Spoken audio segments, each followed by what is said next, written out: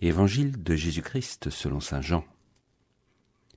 En ce temps-là, Pilate rentra dans le prétoire, appela Jésus et lui dit : « Es-tu le roi des Juifs ?» Jésus lui demanda : « Dis-tu cela de toi-même, ou bien d'autres te l'ont dit à mon sujet ?» Pilate répondit : « Est-ce que je suis juif, moi ? Ta nation et les grands prêtres t'ont livré à moi. Qu'as-tu donc fait ? » Jésus déclara : « Ma royauté n'est pas de ce monde. Si ma royauté était de ce monde, j'aurais des gardes qui se seraient battus pour que je ne sois pas livré aux Juifs. En fait, ma royauté n'est pas d'ici. » Pilate lui dit : « Alors tu es roi ? » Jésus répondit : « C'est toi-même qui dis que je suis roi. Moi, je suis né, je suis venu dans le monde pour ceci, rendre témoignage à la vérité. Quiconque appartient à la vérité écoute ma voix. »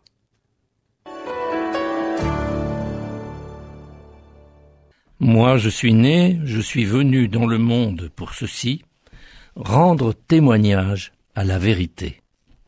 C'est par ces mots que Jésus répond à Pilate avant d'être condamné. Cela vaudra la fameuse question de Pilate, qui n'obtiendra que le silence de Jésus. Qu'est-ce que la vérité ? Jésus, en fait, nous a répondu bien avant. Je suis le chemin, la vérité et la vie. Si nous sommes dans le monde, Jésus nous l'a dit, nous ne sommes plus du monde. Par notre baptême, nous lui sommes associés, et par notre écoute de sa parole, nous faisons l'effort d'essayer d'accomplir, comme il nous l'a dit, la volonté du Père. Or, le monde dans lequel nous vivons semble inexorablement, inéluctablement, organiser sa chute et sombrer dans le relativisme, où même nous, chrétiens, risquons de ne plus voir les lumières du chemin que Jésus a tracé. Ainsi, pour faire exemple, les interrogations actuelles sur l'être humain. Qui est-il ? Un homme ? Une femme ? Un assemblage cellulaire réparable ou pas ?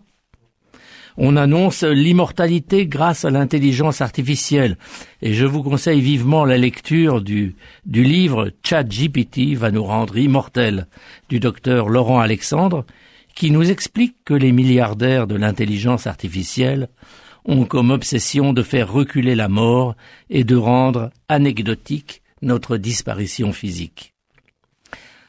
Attendons bien sûr pour voir si ce délire s'accomplira. Et la famille, que devient-elle ? On ne cesse de nous dire dans les médias, avec exemple à la pluie, que le divorce n'entraîne aucune conséquence pour les enfants. Ah bon ? Mais où vivent-ils pour dire des choses pareilles ? Une famille monoparentale est devenue quasiment la norme dans notre société. 6 enfants sur 10 naissent hors mariage. Que seraient les cabinets de psy et la consommation de psychotropes et autres calmants dont nous sommes les champions d'Europe si notre société redonnait du sens à la vie, à nos relations familiales, à nos relations sociales ou professionnelles ? Au contraire, on trouve tellement urgent de constitutionnaliser le droit de l'avortement en jouant d'une menace inexistante et sous la pression de lobbies que je ne nommerai pas. On évoque sans compassion l'euthanasie en mettant quelques piécettes dans un plan dérisoire de soins palliatifs. Et en plus, on ose en parler comme d'un acte d'humanité. Arrêtons de mentir. Un chrétien se doit à la vérité. Non, la mort, ce n'est pas rien. Nous le voyons malheureusement avec la guerre en Ukraine, en Palestine et dans tant d'autres pays, avec le terrorisme et toutes les violences dues au trafic en tout genre. Qui ose encore rappeler que Dieu a inscrit au cœur de son alliance « Tu ne tueras pas ». Tu ne tueras pas. Cette loi est éternelle. C'est celle de l'amour victorieux de la mort. Alors, dans un monde où les repères se brouillent, n'ayons pas peur du mot « vérité ». Au contraire, ayons le courage de la chercher et de l'accueillir avec humilité.